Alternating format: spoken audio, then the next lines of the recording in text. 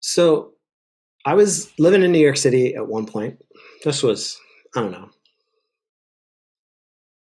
a while ago, 15 years ago, something like that, 20 years ago. Um, and my brother was not my blood brother, but he was on an international trip. He was flying to Rome for holiday, and so he was passing through New York.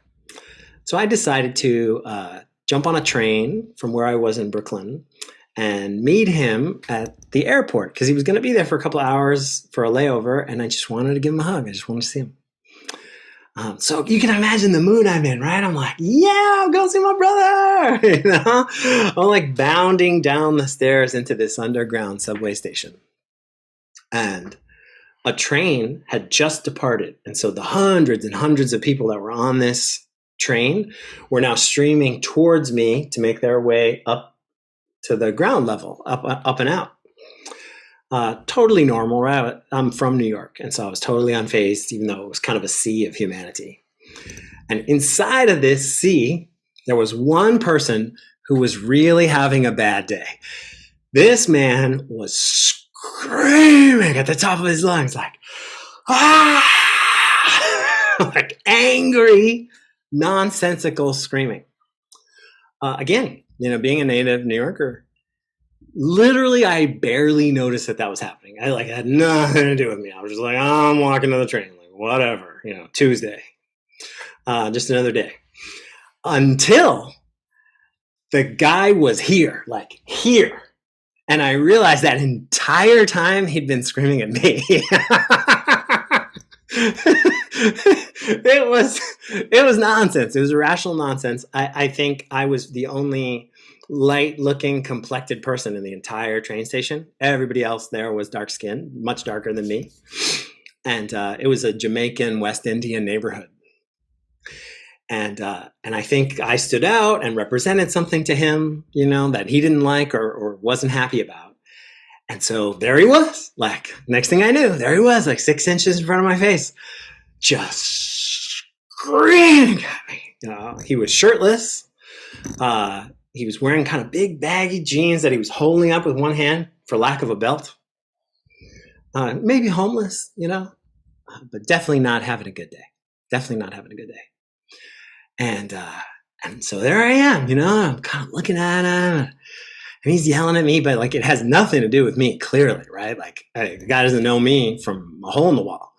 And so I just started like edging, like around him, because he was between me and the turnstile that I'm trying to get to the train platform. So I just started like doing this until now the turnstile, the passageway that I need is behind me, but he's still right here in front of me.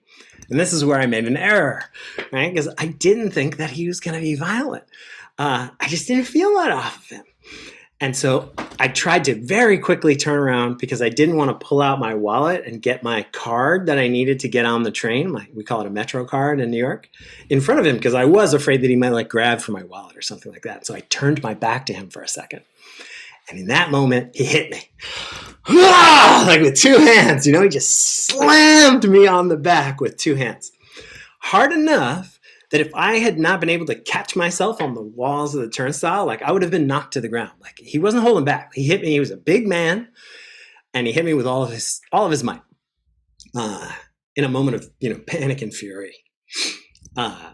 So now, right, because this was already creating this incredible scene. There were already at least 20 people standing around us because there were hundreds of people in this crowded train station. So there were already at least 20 people standing around us in a circle, just sort of like, the way people slow down when there's a car wreck, on the side of the road, like just morbid curiosity. And then culturally, Jamaican West Indian neighborhood, like it's not like they were standing there in silence. Like most of those 20 people were screaming. Some of them were screaming at him like, hey, you can't do that. Some of them were screaming at me like, defend yourself. Don't take that white boy. Some of them were just screaming. It was insane. Now, I'm telling this story over the course of like 5 minutes. I'm sure you're getting that all this took place in about 45 seconds. All this took place in less than a minute. And so there I am, right, in the middle now of this kind of storm, right, in this kind of storm. But the storm that was happening outside was nothing, was like a soft breeze compared to the storm that was happening inside of me. Because inside of me, there was a lot going on, right? There was like Bronx Dave, Sergeant Dave, let's call him, who really wanted to hurt that man. Who was like, oh, okay, like in 5 seconds from now, I want this person to be physically incapacitated. Like, that's the safest thing for me. And I had the training for that, from growing up where I did have a tiny bit of experience even in that kind of behavior, And so there was this part of me that was like, just in a very sort of cold, calculated way, just kind of planning how I was going to hurt this person. Now remember, this is all taking place in a matter of seconds. What I'm telling you now took place in the space of 2 or 3 breaths, and not calm breaths, so seconds. While that part of my brain was sort of like planning what it was, the violence it was going to do, there was this other part of my brain, this new part, that had been doing all these years of yoga and meditation and renunciation and calming and breathing. At that point in my life, I was like vegetarian or vegan.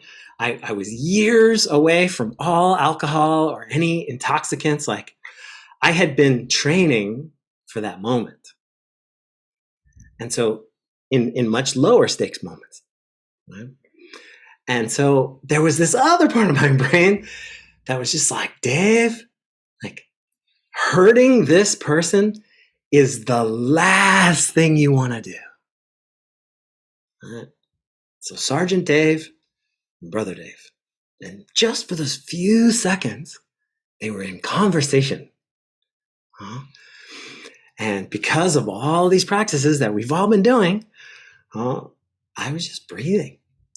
Because he wasn't like coming at me anymore, I think he kind of scared himself a bit by actually laying hands on me. And of course the crowd, would have scared anybody. It scared me, and I'm from there, And in that moment, standing there, feeling all of those feelings, but at the same time, feeling my feet on the earth, and at the same time, feeling my abdomen expand and contract like 2 or 3 times. All of a sudden, I had this perspective on an event like that I had never experienced. I had a choice. I was not just reacting from old habit. I was not just following some protocol from old training. I had a choice. And this was like as startling to me as it may be you to hear now, I didn't expect that. I wasn't ready for that. It kind of took me aback. And by like the 3rd breath of like just standing there, because I didn't say anything or do anything, I just stood there. I actually took a look at the man. Took about 2 or 3 breaths. And he didn't look good.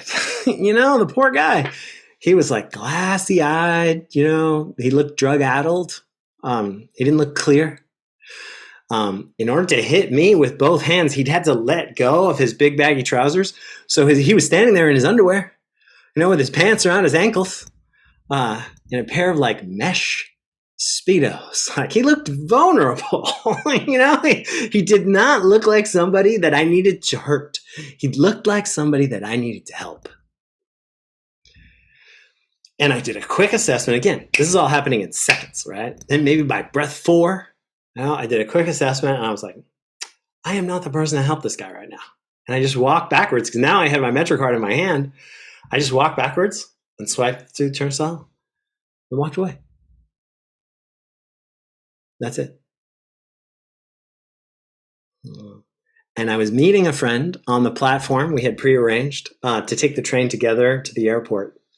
my brother's best friend and an old friend of mine. And so 10 paces later, I was standing face to face with one of my oldest friends. And he was like, "Hey, how you doing? You look like you're in a good mood." Because I was, right? I was standing there smiling from ear to ear. I felt so good. I couldn't believe it. I couldn't believe what had just happened. And so all of that to say, it would be really easy, right, as I did in the telling of the story, to draw a line, right? To be like, this is Sergeant Dave, and he was a warrior, but he's wrong. And this is Brother Dave, and he's right. Because peace and compassion and nonviolence is right. But that's not our practice, right? That's not real or true. The reality is, in that moment, I got the blessing of seeing my full self. Talk about a Zen pop quiz. I got the blessing of seeing my full self. There was nothing wrong with Sergeant Dave. Like, his intentions were pretty good. He wanted to protect me, right? He wanted to regain control of a situation that was dangerously out of control. And there was also nothing wrong with Brother Dave. Like, Brother Dave was recognizing, like, oh, this person is not somebody that I get to feel better than or judge, and therefore, from that position of superiority, blame, shame, or in that case, physically punish. Right? Neither of them were 100% right or 100% wrong. They just are. Just like sometimes you're out in the world and you're in a good mood and you let the person merge in front of you, on the freeway, and sometimes you're in a rush and you don't.